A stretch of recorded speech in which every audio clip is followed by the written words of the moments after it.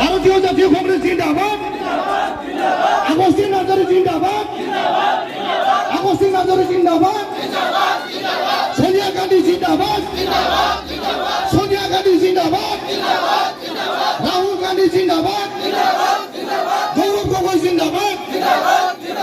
Thank you, ধন্যবাদ। নিসিমা ব্লকनि सिङावहाय गिबियावनो इन्डियान नेशनेल कंग्रेसनि जानानै आङो बयबो बिटिसि हालामनि रायजो राजाफोरनो गोजोननाय जासिग्रोबाय। दिनैनि नैबे बिटिसि जि इलेक्शन बिनि खाथि खाथि सफैनायलाय बयबो दोलोफ्रा जेरैबायदि रायजोफोरनि गेजेराव हाबनानै रायजोफोरनि दुखु सुखु रायजोफोरनि गांनाय उखैनाय बेखौ दिनैहाय बिसार खालामदों, रायजोफोरजों रायज्लायनो सम लादों, गामि गामि बेरायदों। थिग बेबायदिनो जोंनि इन्डियान नेशनेल कंग्रेसआबो जोंनि बिटिसिआव जोङो गोबां समस्थियाव जोङो हाबगासिनो दङ।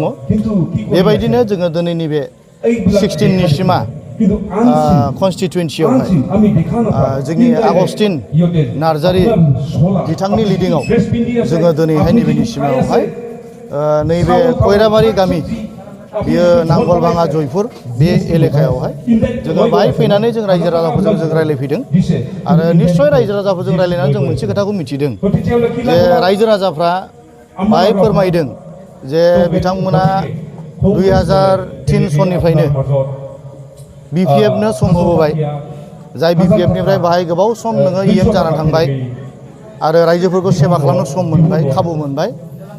नाथाय रायजो राजाफोरनि हास्थायनाय बायदि, रायजो राजाफोरनि आसा खालामनाय बायदि जेरैबायदि डेभेलपमेन्ट जानांगौमोन, न'खरफ्रा डेभेलप जानांगौमोन, एरिया डेभेलप जानांगौमोन, लामा सामाफ्रा डेभेलप जानांगौमोन, कमिउनिकेसना मोजां जानांगौमोन, बेफोरो जायाखै। बे रायजोफोरनि मोनसे गोथौथार दुखु मोननाय बिथांमोना जोंनो फोरमायदों। बेजों लोगोसे गेजेराव पिसिडिआर दानि जि इउपिपिएल बिथांमोननो 5 बोसोर सम होदोंमोन, नाथाय बिथांमोननि एमसिएलएआबो राजाफोरनि गांनाय उखैनायखौ सुफुंनो हायाखिसै। दायो बेखायनो बे निसिमा ओनसोलनि बा कन्स्टिटुवेन्सिनि रायजो राजाफ्रा बा बे ओनसोलनि रायजो राजाफ्रा दिनैहाय बुंदों जे जोङो सिगांनि बिटिसि बा बिएसि एकर्डनि सिगां बे ओनसोला गासैबो कंग्रेसमोन, रायजोफ्रा कंग्रेसमुखिमोन, कंग्रेसखौ मोजां मोनोमोन। बेखायनो बुंदों बिथांमोना जोङो कंग्रेस दोलोखौनो जों बजबना जों लाफैसिगोन आरो दानिफ्राय लानानै गासैबो समावहाय जों कंग्रेसजों थागोन आरो कंग्रेसजोंनो जों समर्थन होगोन होननानै बिथांमोना जोंनो खोथा होदों। जों दिनै नुनो मोनदों बिपिएफनिफ्राय मोननैजिनै बियाबि नाथाय बिजाथिफोरखौ फारिलाइ फोसावबाय। कंग्रेसआ माब्लासिमहालागै बिजाथि जोंनि कंग्रेस दोलोआ बेयो मोनसे हाइकमान्ड बेस पार्टी, गासिबो थांखि बिथांखिफ्रा हाइकमान्डनिफ्राय फैयो। मस्ट रिसेन्ट जोंहा मोनसे मैया आसाम प्रदेश कंग्रेस कमिटिनि एक्सटेन्डेड एक्जिकिउटिभ मिटिं जादोंमोन। बाहाय गोबां बिषय रायलायदों, बिसेस भाबै स्पेसियेलि आरोबाव मोनसे मिटिं रायलायदों जोंनि बिटिसिखौ लानानै। बाहाय जोंनि जितेन्द्र सिंह जाय जोंनि आसामनि इनचार्ज आरो को इनचार्ज पृथ्वीराज साथे आरो जोंनि आसामनि जि प्रेसिडेन्ट गौरब गगৈ सार बिसोरनि दैदेननायाव मैया बिटिसिनि थाखाय स्पेसियेलि रायलायनाय मोनसे डिसकासन जादों। बाहाय गोबां बिटिसिनि इलेक्शननि खोथाखौ लानानै डेभेलपमेन्टनि खोथा बाहाय रायलायनाय जादों आरो बेयाव रायलायनाय मथे जोंनि हाइकमान्डआ गोख्रैनो टिकेटल' नङा, केन्डिडेटल' नङा, नाथाय बिटिसिआवहाय जोङो मोजां मोनसे एजेन्डाखौ लानानै जोङो रायजो राजानि गेजेराव जों थांगोन आरो जोंनाव मोजां मेनिफेस्ट'फोर जोङो बानायगोन। अलरेडि प्रिपेरेसन जाबाय आरो जोङो बिटिसिखौ कंग्रेस दोलो हिसाबै जों लिडिं खालामनो जोंनो मोजां सासे जोंनि लिडार, लिडिं फेस बेखौबो जों गोख्रैनो जों फोसावगोन आरो बेजों लोगोसे दा जोंनावहाय अलरेडि 40टा समस्थिनि जोंनाव 40 जननि बारा जोंनाव एप्लिकेन्ट बा एसपायरेन्ट केन्डिडेट लिस्ट जोंनि आखायाव दङ। बिथांमोना बेखौ स्टाडि खालामगासिनो दङ आरो जोंनो बिथांमोना खोथा होदों थाबैनो बिथांमोना बे केन्डिडेट लिस्टखौबो जोंनि गेजेराव फोसावगोन। नाथाय जोंनि हाइकमान्ड बेस पार्टिया केन्डिडेटनि लिस्टफोरखौहाय इसिबां थाब फोसावनाय जाया।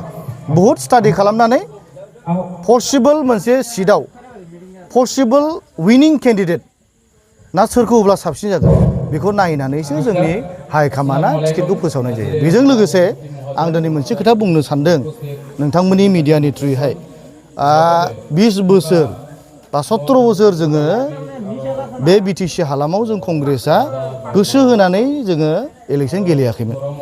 बेखौ मोनसे आङो रायजो राजाफोरनो खबर होनो सानदों मोनसे मोजां खबर जोंनि इन्डियान नेशनेल कंग्रेसनिफ्राय दानिफ्राय लानानै जेराव जोङो सिगां BPFनो जोङो हगारना होबाय हाग्रामा महिलारि बिथांनो हगारना होबाय 5 बोसोर आरोबाव गोदान सरकार BJP आरो UPPL सरकार सालायबाय बाहाय जों नुबाय दिनै BJPआ हाबनानै जोंनि BTC हालामखौ बिथांमोना गावसिनि गोसो बायदि सालायनानै मोननैबो रिजनेल दलखौ दिनै स्क्रैप खालामनायजों लोगोसे BTC कन्स्टिटिउशनेल एमेन्डमेन्ट जानाय मोनसे एकर्ड आरो बावैसो जानाय BTR एकर्ड मोननैबो एकर्डखौ बिथांमोना दिनै नष्ट खालामनाय षड़यन्त्रजों दिनैहाय BTCआव BJP आवगाय नागिरदों जों दिनै नुदों जे BTCनि रावबो रायजो राजाफ्रा BJPनि सायाव सन्तुष्ट गैया आरो BJPखौ आउट खालामनायनि पलिसियावसो दिनै रायजो राजाफ्रा राजनितिक खालामदों बेखायनो जोंनि कंग्रेस दोलोनि टारगेटआबो आं मोनसे खोथाखौ बुंनो सानदों जे BJPनि दारै जोंनि BTC हालामा बा BTR हालामा दिनै अशान्ति जानो हमदों पलिटिकेलि